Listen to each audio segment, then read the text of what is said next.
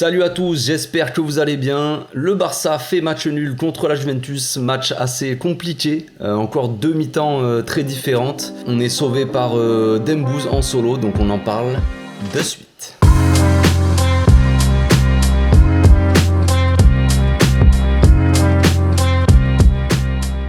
Au passage, n'hésitez pas à vous abonner, liker et commenter, c'est le meilleur moyen de me soutenir et ça fera plaisir à tonton.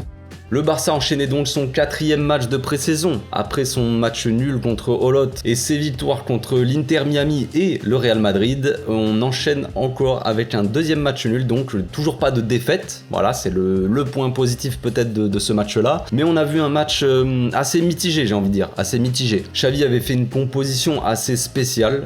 Il avait dit qu'il allait faire tourner.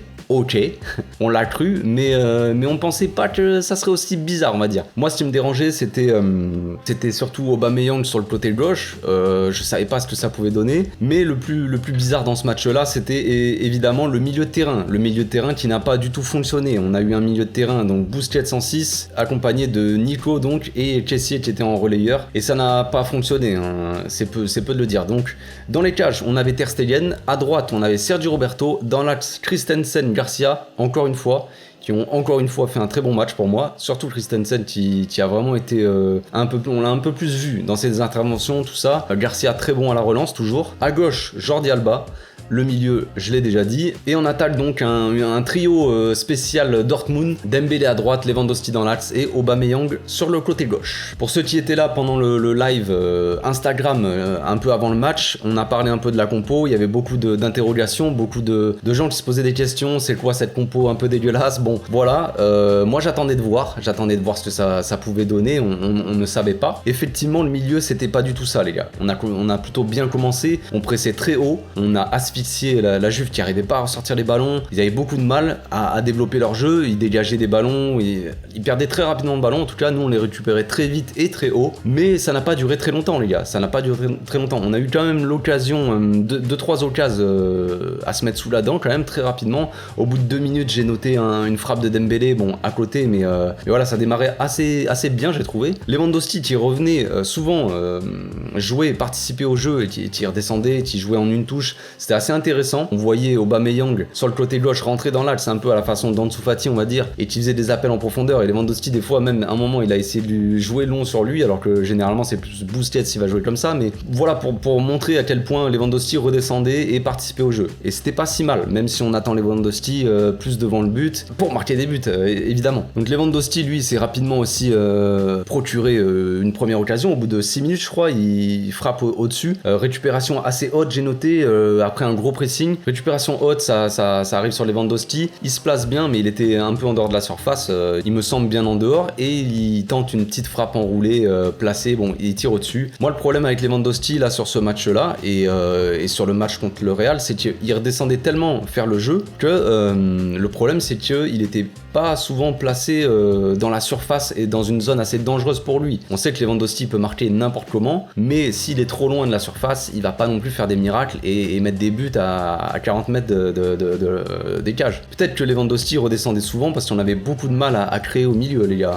Là, on va commencer à sortir un peu les critiques. Bon, il y a eu quelques occasions autour de la 10e minute, Aubameyang, tout ça, et après on a commencé à plus du tout toucher le ballon, les gars. Plus du tout toucher le ballon. Au début, on va dire les 8-10 premières minutes, c'était pas mal. On pressait haut, on récupérait énormément de ballons, milieu qui bossait bien, ça coulissait bien et tout ça, ça démarrait bien. Je me suis dit c'est cool, tu vois, c'est cool. Mais très rapidement, on a vu qu'il y avait des problèmes créatifs au milieu.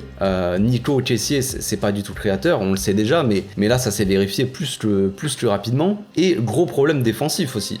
Gros problème défensif. Il y avait un surnombre au milieu des joueurs de la Juventus. Je sais plus comment ils jouaient, s'ils jouaient en 3-5-2, tout ça, mais ils avaient beaucoup de joueurs au milieu et en quelques passes, ils nous transperçaient et on était à la rue. On était à la rue au milieu. Dembélé, on peut pas dire que ça soit une foudre de guerre quand il s'agit de défendre. Sur son côté, c'était le boulevard entre Sergio Roberto et Dembélé, les gars.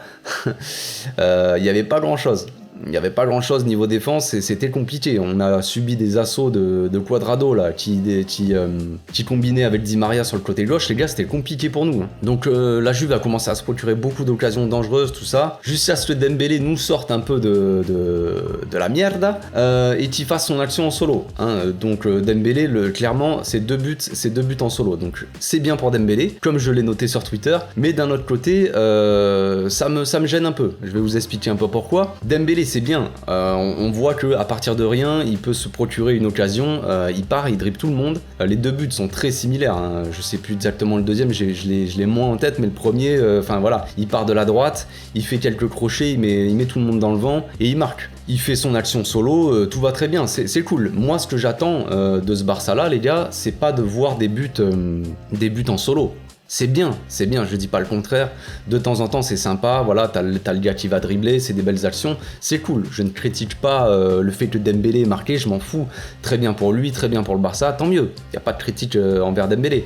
Moi, ce qui me dérange, c'est que on n'a pas vu vraiment d'action construite, joli à voir, où ça jouait, ça on l'a plus vu en deuxième mi-temps, où ça jouait, ça combinait, ça jouait en triangle, ça faisait des appels, tout ça pour attirer les défenseurs, ça libérait des espaces pour un attaquant qui va marquer son but. Ça jouait pas en 1-2, il n'y a pas de petit 1-2, ensuite un centre, ensuite une tête, il n'y a pas eu ça. Il n'y a pas eu ça, il y a eu 2 buts en solo de Dembélé, donc c'est bien pour Dembélé. Par contre, je trouve ça un peu plus inquiétant en soi, c'est pas vraiment inquiétant, parce que voilà, mais c'est pas, pour moi, c'est pas la folie non plus, les gars. Je sais pas comment expliquer ça, j'ai l'impression d'être un peu le rageux de l'histoire, mais ça me dérange que le Barça ne mette pas des buts un peu plus collectifs, parce que c'est ça qu'on attend cette année, les gars.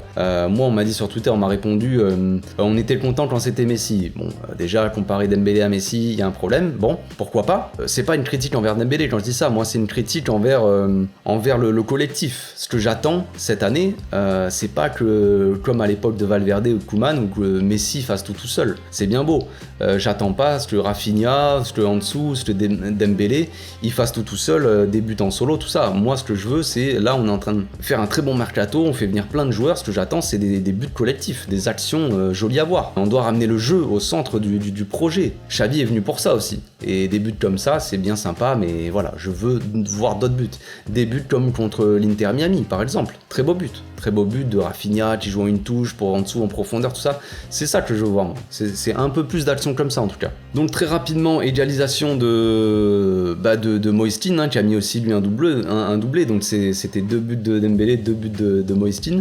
Voilà, donc, égalisation très rapide. On se fait avoir sur un contre, je crois. Gros problème au milieu, Kessié qui est un peu en retard sur le milieu, je sais pas qui c'était, mais sur le milieu de la Juve, qui a le temps de faire la passe tranquille. Pour l'autre milieu de la Juve, Busquets, du coup, qui était aussi en retard. Dest est obligé de compenser un peu le retard de Busquets, qui devait aller un peu bloquer le joueur, mais du coup, qui laisse dans son dos Cuadrado, je crois, partir seul sur le côté. Et voilà, après l'autre, il a plus qu'à centrer et ça fait but. But à bout portant, on peut pas faire grand chose. Donc voilà, la première mi-temps, en gros, pour résumer, je vais pas raconter ma vie pendant 6 heures, mais la première mi-temps, le milieu de terrain n'allait pas du tout. Là, voilà, si on a appris une chose ce soir, c'est que ce milieu de terrain-là, on veut pas le revoir, tout simplement. Un Busquets, un Nico, un Kessié, les gars, c'est pas créatif du tout. Busquets, c'est là pour en milieu défensif. Nico est beaucoup mieux en milieu défensif.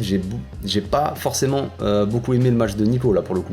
Comparé aux deux matchs d'avant, aux 3 matchs d'avant où il était en 6, où il m'a beaucoup plu, là, en relayeur, pas du tout. Après, quand Gavi est rentré en deuxième mi-temps, ça allait beaucoup mieux, les gars. On va passer sur la deuxième mi-temps très rapidement. Il y a eu beaucoup de changements. Il y a Rafinha qui est rentré, il y a Ansu qui est rentré, il y a, je vais sûrement en oublier, mais il y a Pjanic, il y a Frenkie en défense, il y a Gavi, donc Gavi au milieu de terrain qui est rentré, il y a Kessié qui est resté. Donc on avait un milieu Pjanic qui a très bien joué, très bonne rentrée de Pjanic, j'ai trouvé. Pas sûr qu'il reste au Barça, les gars, mais en attendant, il a fluidifié le jeu. Il jouait en une touche, il jouait très vite vers l'avant.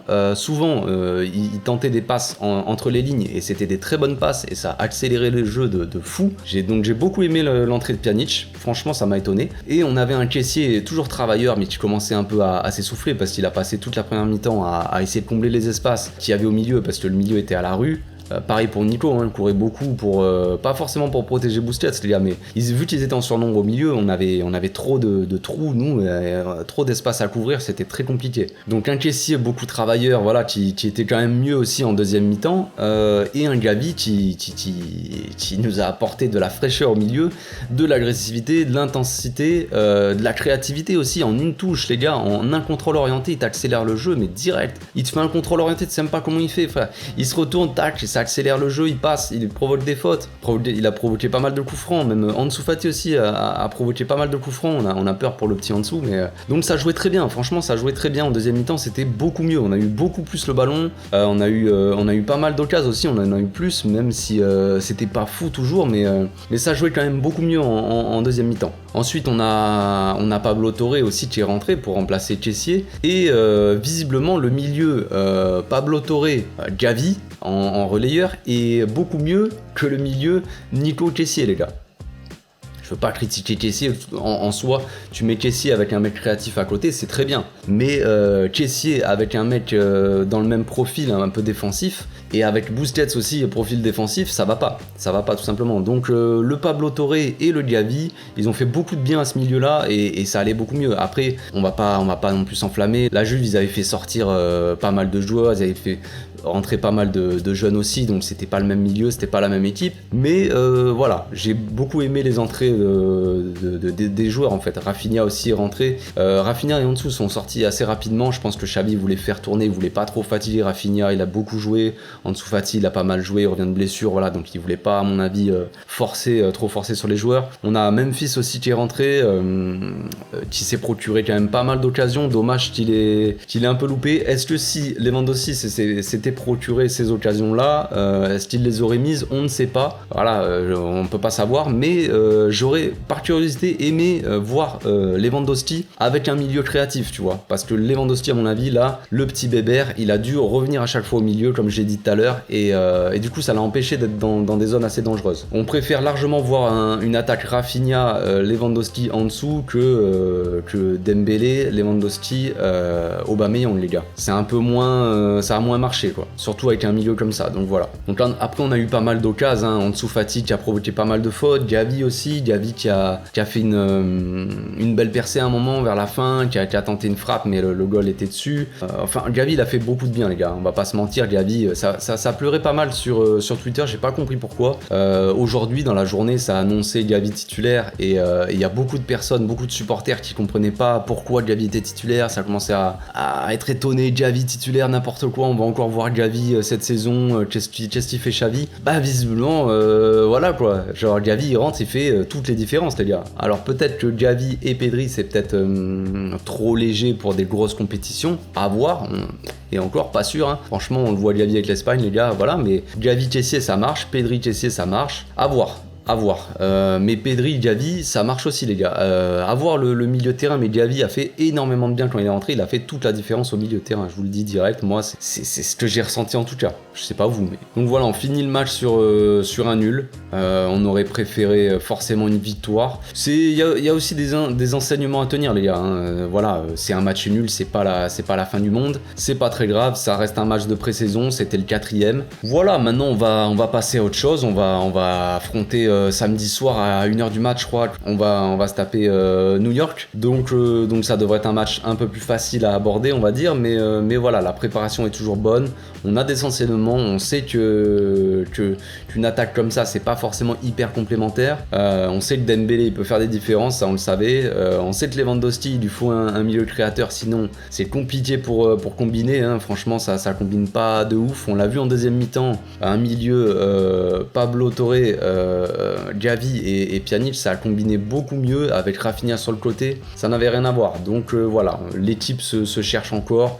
Xavi teste des trucs, ça n'a pas marché, ce soir ça n'a pas marché, c'est pas catastrophique mais c'était pas dingue, voilà. C'est tout pour aujourd'hui les amis, on va se laisser ici, hein. On commence à fatiguer ici, il est 5h15 là, donc je vais pas tarder à aller me pioter, donc voilà, n'hésitez pas à faire un petit tour sur mon Instagram, j'ai mis en story une boîte à questions, donc je répondrai à vos questions peut-être en fin de journée. Je vais essayer de sélectionner 2-3 questions intéressantes, et puis je ferai une petite vidéo, hein, pas trop longue parce que c'est déjà pas mal. Donc on se retrouve tout à l'heure pour la petite vidéo questions-réponses. D'ici là, portez-vous bien les gars, passez une très bonne journée. Ciao.